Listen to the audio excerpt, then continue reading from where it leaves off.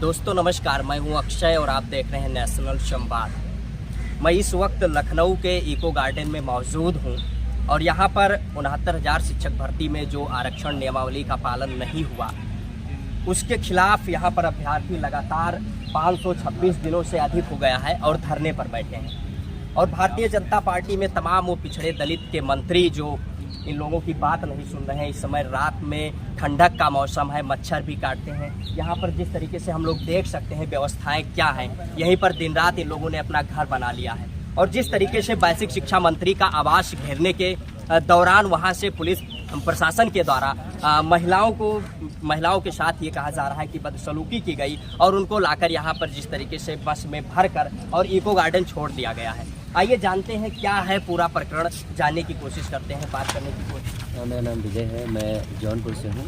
हम लोग पिछले 4 साल से जी अपने वाजिब हक अधिकार के लिए यहाँ पर संघर्ष कर रहे हैं। 2019 में एक भर्ती निकली थी 69,000 शिक्षकों की भर्ती के लिए, जिसमें पहले तो हमारे साथ आरक्षण का घोटाला किया गया और हमारी जगह पर मुख्यमंत्री जी ने अपने लोगों को नियुक्ति पत्र दे दिया। अपने लोगों का मैं इसलिए कह रहा हूँ, उनके अपने लोग ना होते तो शायद ये घोटाला ही ना होता, और अगर घोटाला होता तो उसके तत्काल न्याय भी मिल जाता। पहले अपने लोगों को नियुक्ति दे दी गई, उसके लिए हम लोगों ने आंदोलन को शुरू किया अपनी नौकरी की मांग को लेकर। नहीं सुनवाई हुई, लाठियां पड़ी, मुख्यमंत्री आवास से मारे गए, बेसिक शिक्षा मंत्री जो सतीश द्विवेदी थे उनके आवास पर अनगिनत बार हम लोगों को घसीटा गया, मारा पीटा गया। जब यहाँ सुनवाई नहीं हुई तो हमारे देश के प्रधानमंत्री खुले मन से बड़ा जोर शब्दों में और भावुकता के साथ लोगों को जोड़ने की कला के साथ कहते थे कि पिछड़ों का अधिकार कोई छीन न सके, इसलिए हमने राष्ट्रीय पिछड़ा वर्ग आयोग बनाया है और उनको संवैधानिक शक्तियाँ दी हैं। तो हम लोग उसी राष्ट्रीय पिछड़ा वर्ग आयोग गए, वहाँ हम लोगों ने अपनी शिकायत दर्ज कराई। वहाँ राष्ट्रीय पिछड़ा वर्ग आयोग में करीब 1 साल तक सुनवाई चली। 1 साल सुनवाई करने के बाद 29 अप्रैल 2021 को एक रिपोर्ट जारी हुई। उस रिपोर्ट में माना गया 69,000 शिक्षक भर्ती में आरक्षण का घोटाला किया गया है और उन्होंने अपनी संसदीय उत्तर प्रदेश सरकार को भेजी कि जिन्होंने घोटाला किया है उन अधिकारियों को जेल भेजा जाए, उन पर कार्रवाई हो और जो योग्य लोग हैं जिनका हक अधिकार लूटा गया उनको नियुक्ति पत्र दे दिया जाए। 29 अप्रैल 2021 के बाद से हम लोग लगातार आंदोलनरत हैं। आज तक नौकरी नहीं मिली। 23 दिसंबर 2021 को माननीय मुख्यमंत्री योगी आदित्यनाथ ने हमारे 5 लोगों को अपने आवास पे बुलाया और कहा कि अब आपके साथ हम न्याय करेंगे, लेकिन वो भी एक जुमला निकला, वो भी एक झूठ निकला, वो भी एक प्रपंच निकला और सिर्फ चुनाव निकालने का एक तरीका निकला। चुनाव बीत गया, आज इस सरकार हम लोगों को पहचानने से इनकार कर रही है और हम लोग दर की ठोकरें खाने को मजबूर हैं। जहाँ भी जाते हैं सिर्फ पिटते हैं, जहाँ भी जाते हैं सिर्फ पुलिस हमारे ऊपर जाती करती है, हमारी बहन बेटियों के कपड़े फाड़ती है, लेकिन आज तक हम लोगों को हक अधिकार नहीं मिला। प्रधानमंत्री जी कहते हैं बेटी बचाओ बेटी पढ़ाओ पर हजारों करोड़ रुपए खर्च करते हैं और वो नारा देते हैं, कहते हैं बेटियों की रक्षा भारतीय जनता पार्टी कर रही है। आप कह रहे हैं कि प्रशासन द्वारा बदसलूकी के लिए प्रशासन के इशारे पर। मैं बताऊं आपको, जो वो कहते हैं ना कि करोड़ों रुपए खर्च करते हैं, अरबों रुपए खर्च करते हैं, वो इसलिए करते हैं, वो एक चेतावनी जारी करते हैं। जिसको हम लोग नारा समझने की भूल किए थे ना, कि हमारी बहन बेटियों ने गलत समझ लिया था उसको। वो नारा नहीं था कि बेटी बचाओ बेटी पढ़ाओ, उन्होंने कहा कि बेटी अगर पढ़ा रहे हो तो बेटी बचाने का इंतजाम करके रखना, क्योंकि हम सरकार में हैं और हम अंधे हो चुके हैं बिल्कुल कुर्सी के मुंह में। तुम्हारी बहन बेटियों को, खास करके दलित और पिछड़े समाज की जो बहन बेटियां हैं, उनको उन्होंने चेतावनी जारी की थी कि अपनी बेटी बचाओ।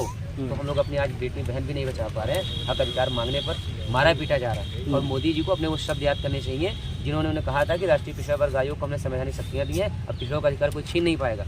उसी पिछड़ा वर्ग आयोग की रिपोर्ट आज 2 साल से उस पर कोई कार्रवाई आज तक क्यों नहीं हुई? क्यों नियुक्ति पत्र नहीं दे दिया जा रहा है 6,800 लोगों का, जब मुख्यमंत्री ने मान लिया कि हमसे गलती हुई है?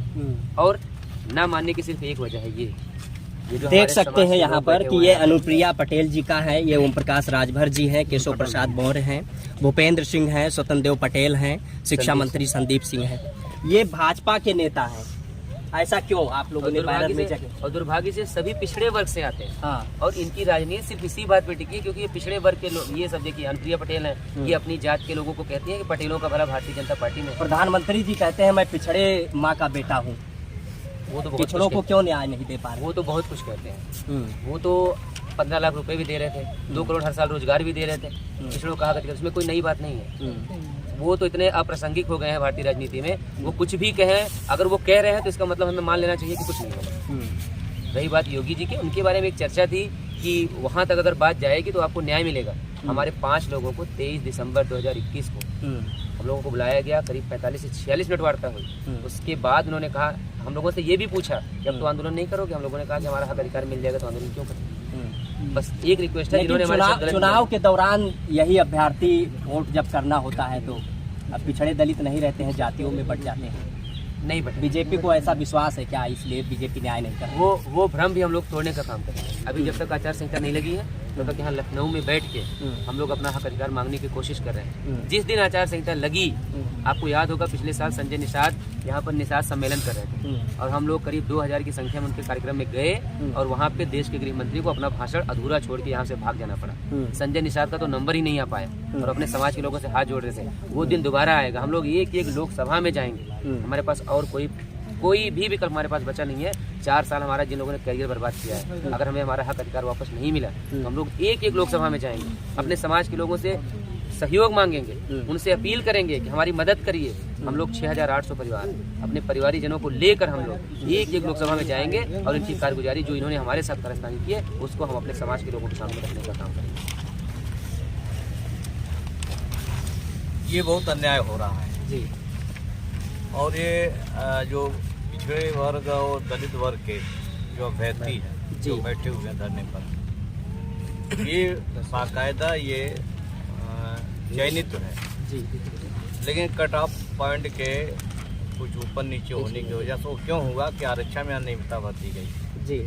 अगर पिछड़े वर्गों का जो 27% का आरक्षण अगर पूरी तरह से लागू कर दिया गया होता, आज ये बच्चे नियुक्ति पत्र पा गए होते और नौकरी कर रहे होते, इनको धरने पर बैठने की आवश्यकता नहीं पड़ती। लेकिन भारतीय जनता पार्टी की सरकार पिछड़े वर्गों के आरक्षण को एक तरह से खत्म कर रही है। पिछड़े वर्ग के आरक्षण के साथ उनको नौकरियां नहीं दे रही है और जब ये अपनी आवाज़ उठाते हैं और जब ये अपने आरक्षण की मांग करते हैं तो पुलिस इनको लाठियों से पीट रही है।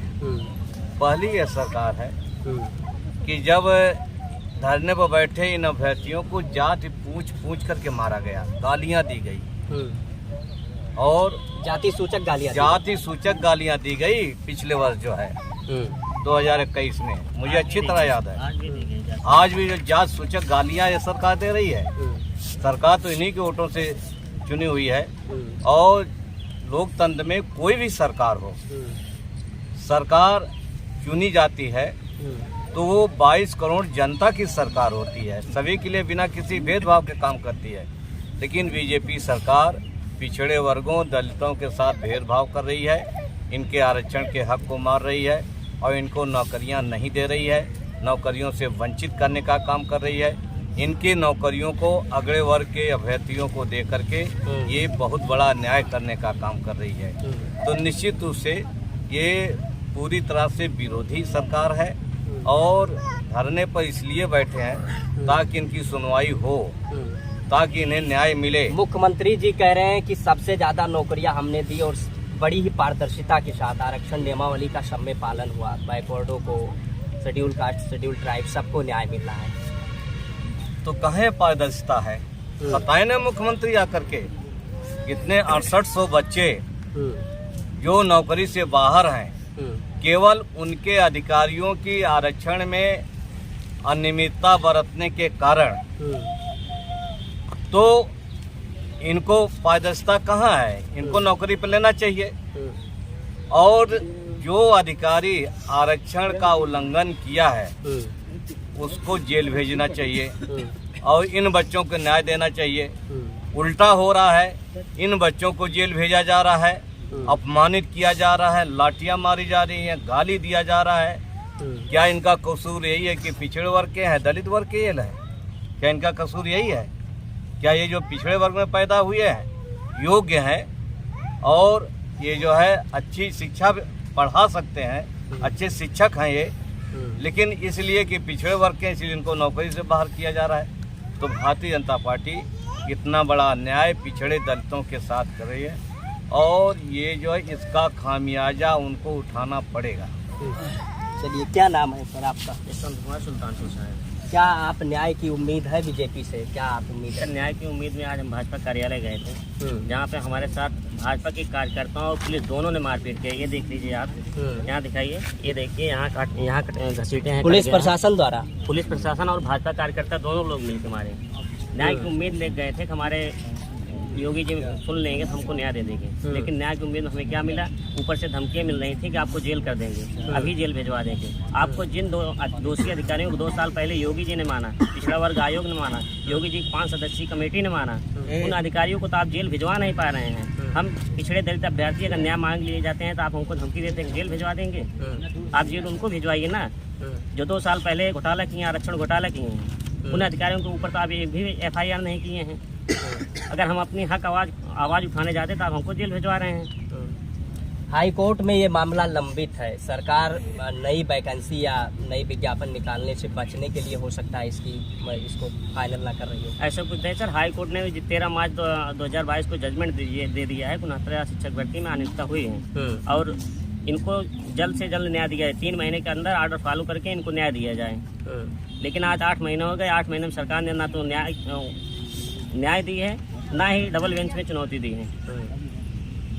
चलिए, बहुत शुक्रिया। देख सकते हैं यहाँ पर छोटे छोटे नैनिहाल बच्चे हैं, महिलाएं जिस तरीके से यहाँ पर बैठी हैं, और हम लोग सोच सकते हैं कि इस ठंडक के मौसम में यहाँ पर देख सकते हैं कंबल भी नहीं है और यहाँ पर ऊपर से कोई तिरपाल भी नहीं है कि उससे ओस से बचा जा सके। यहीं पर इन लोगों ने घर बना लिया। इन लोगों की मांग बस इतनी है कि आरक्षण नियमावली का पालन किया जाए। आरक्षण नियमावली का पालन नहीं हुआ है और भारतीय जनता पार्टी में वो तमाम नेता जो पिछड़े दलितों का वोट लेते हैं और अपने आप को पिछड़ों का बेटा कहते हैं, लेकिन जब पिछड़ों के हक अधिकार की बात आती है, उनके आरक्षण की बात आती है, तो भारतीय जनता पार्टी के वो तमाम नेता जो पिछड़े समाज का वोट लेकर चुन कर आते हैं, वो मौन धारण कर लेते हैं और इस तरीके से इस ठंडक में, इस तकलीफ में महिलाओं को और अभ्यर्थियों को सारी योग्यता रखने के बावजूद भी इनको अपने हक और अधिकार के लिए आंदोलन करना पड़ता है, लड़ना पड़ता है। उनके साथ बदसलूकी की जाती है प्रशासन के द्वारा। आप सभी लोगों की इस विषय पर क्या प्रतिक्रिया है? आप अपनी प्रतिक्रिया कमेंट बॉक्स के माध्यम से अवश्य दें। यदि वीडियो को यूट्यूब चैनल पर देख रहे हैं, चैनल को सब्सक्राइब करें। वीडियो को फेसबुक पेज पर देख रहे हैं, पेज को फॉलो करें। अक्षय की रिपोर्ट, कैमरे के पीछे गौरव।